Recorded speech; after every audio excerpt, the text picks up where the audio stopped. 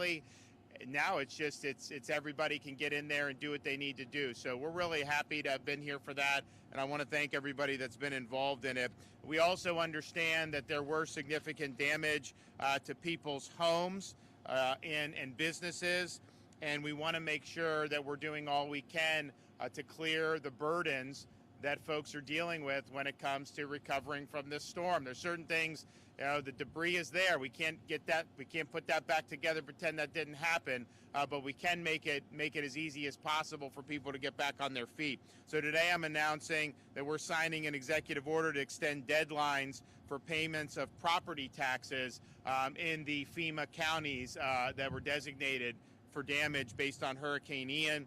This includes real property, personal homes, commercial businesses that were destroyed or otherwise rendered uninhabitable. So it'll be the 26 counties that have been approved for individual assistance. So I do not have the ability as governor to eliminate property tax obligations. So this will delay that payment dates, and the reason why we're doing that is we want to give us time so that the legislature can come in sometime after the election, but before the end of the year, and provide rebates for the affected homeowners or property owners. And I've already spoke with incoming president of the Florida Senate, Kathleen Passidomo, as well as the incoming House Speaker, Paul Renner, and they are eager to come back to be able to make this relief permanent for the victims of Hurricane Ian, particularly those who had a total loss of their home or of their business. And so we will have a formal announcement very soon on the exact dates, but because this is going to be necessary, we are going to have the legislature come back before the end of the year for a special legislative session. And one of the purposes of that session will be to address these tax obligations and to make sure that the homeowners and the business owners can get rebated on the property tax. We actually just passed a bill recently where that's the norm. It just doesn't kick in until January 1st. So we're going to make that retroactive. We're going to make sure that relief is there. We also will, in the special session, consider, if necessary, any additional appropriations to help communities that have been affected, particularly here in Southwest Florida. And we'll see what those needs would be. I mean, one thing could be if you're giving property tax rebates to taxpayers, property owners, that's great for them, but obviously that revenue funds essential services. So there may be a need for us to help with a local fire department or something. And all that stuff, will be on the table, and we can work through whatever may be needed to do that. I mean, if you notice what we've done with these bridges, that was money that the state did as part of an emergency. This will allow us to maybe appropriate specifically to meet some needs that we have going on. We also, and I've spoken, got approval, or I've got agreement from both leaders to do additional things for homeowners insurance. We did a legislative session in May. There were some very positive reforms that were done, but there were also things that we wanted to do that the legislature at that time was not willing to do. I think we will be able to do that in this special session, and I think both of those leaders are very ready, willing, and able to get this on a stable footing. We have Biden-inflation is raging. Costs way more to replace a roof today than it did just 3 years ago. So we need to do everything we can to push back on that and fight for a more competitive market where rates are incentivized to go down. So we will do that, and I think that will be something that's very, very important as well. So there's a lot that's going on right now. A lot of changes in people's lives. The last thing I think we want is, someone loses their home and then they are getting hit up for property taxes on a home that doesn't exist anymore. So today's effort is the first step in making sure that won't happen. The special session that we'll do between now and the end of the year with the legislature, and those dates will be forthcoming, we'll be able to make that relief permanent, so it will give people peace of mind.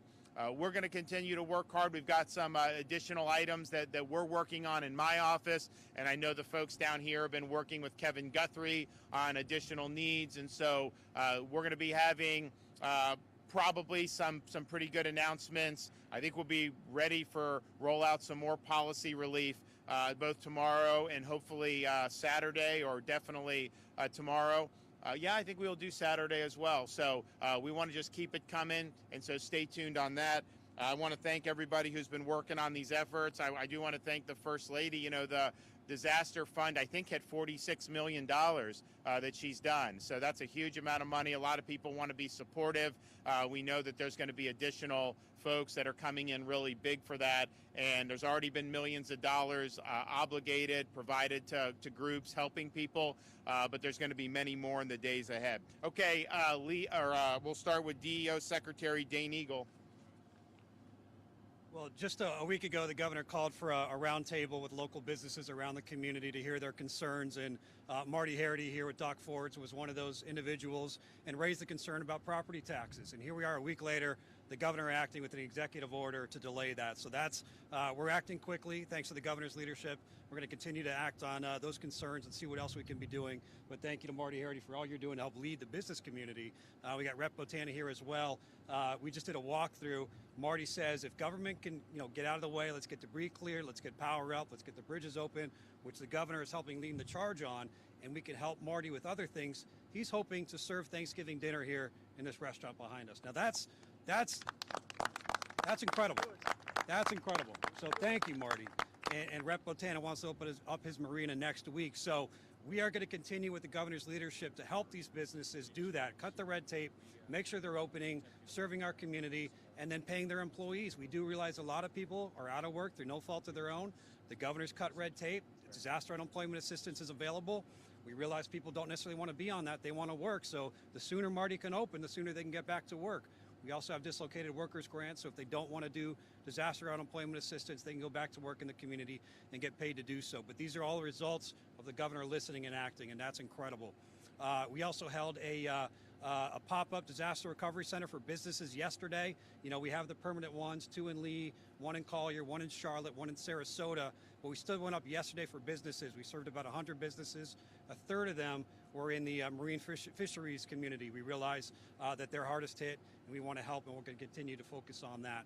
And the last thing I'll mention is the governor's done a call to action for Congress, long-term recovery.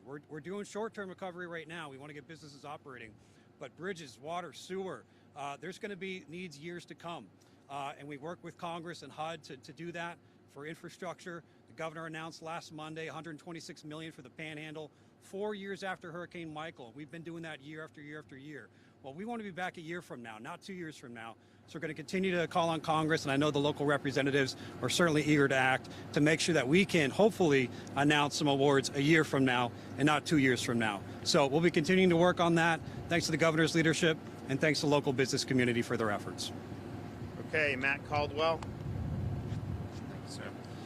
Well, first, I want to thank Governor DeSantis, First Lady, and all of the executive branch agencies that have really leaned in to respond to this emergency, really doing a fantastic job, as you just heard from DEO Secretary Eagle. In particular, we want to thank the governor for embracing the tax reform proposals that he put forward. Myself, our tax collector Noel Branning, and our peers around the state all have very similar thoughts about how to respond to property owners that are now, frankly, out of a home and should not be burdened with paying taxes on a property they no longer are able to use. In particular, I want to make sure to remind the constituents, the folks at home, use our resources on our website, lepa.org.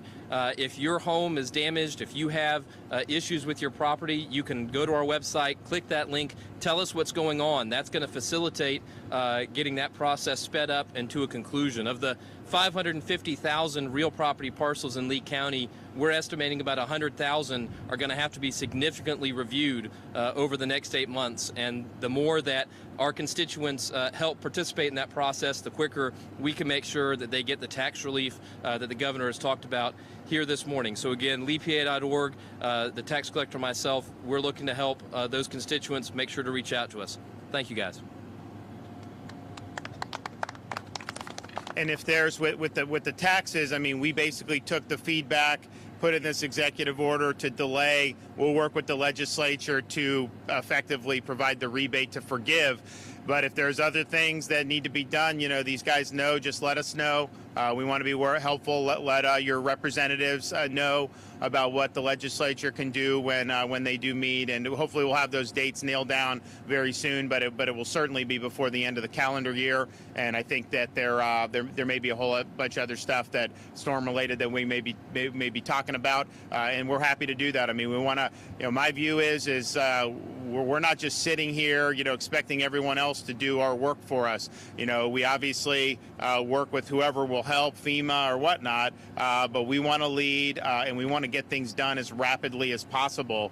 And I think that really makes a difference. I mean, to see the folks at Pine Island once they got that bridge, they were off to the races, and they're getting back. And I think it's like 98% are back on electrical. There were so many poles that got knocked over there, but it was really been a rapid restoration. And so we love to see that. We love to see Sanibel, people being able to go look at their homes and hopefully help salvage as much as you can there. And I know there's a lot of debris, but they've done a great job with that. I mean, it's going to take time, but I think that there's been a sense of urgency. What about the Sanibel dock forwards? Could you do that in? Yeah. You want a reservation for Thanksgiving, Governor? I got you covered. Okay, Sanibel dock forwards. We may be able to do Thanksgiving there as well. So we do have some more. We've got some other announcements to help some folks coming up that we've been working on with some of our agencies, and so we'll be back to be able to make those announcements hopefully as soon as possible. I think they're almost ready to be able to come out so people can start working and getting help. I also just want to say before I leave that there's been a lot of questions to our office about the CDC potentially adding COVID vaccine to the childhood immunization schedule. And I know a lot of parents are concerned about that, because if that's on the immunization schedule, the fear is that schools could potentially mandate your child to get a COVID shot, even if that's not something that you want to do. So I just want to let everyone be clear, as long as I'm around and as long as I'm kicking and screaming, there will be no COVID shot mandates for your kids. That is your decision. That is your decision to make as a parent. These are new shots. I get a kick out of when people kind of compare it to MMR and stuff, things that have been around for decades and decades. So parents, by and large, most parents in Florida have opted against doing these booster shots particularly for the young kids. The Surgeon General of Florida does not recommend this for young kids, for kids under 18, and basically his reason for that, there's not really been a proven benefit for that. I mean, we can get into some of the potential side effects. You don't even really need to do that. Not been a proven benefit, but it's a free state. Parents can make the other decision if that's what they want. The important thing is that school districts are not mandating this choice. And so we will make sure that your freedom to make those decisions on behalf of your kids remains intact in the state of Florida, regardless of what the CDC does. And I understand, there's many people, there's some people, that would maybe heed their guidelines, but there are probably many, many more who've watched how the CDC has performed since COVID and have understand there's a lot of political ideology that has seeped into this. And that's not what we want. And those mandates were never scientifically justifiable. That's why we stopped them in Florida, and that's why we'll continue to hold the line on behalf of Florida families. Thanks, everybody. Appreciate it. All right. Thanks, man. Yeah, thank you. Thanks, Governor.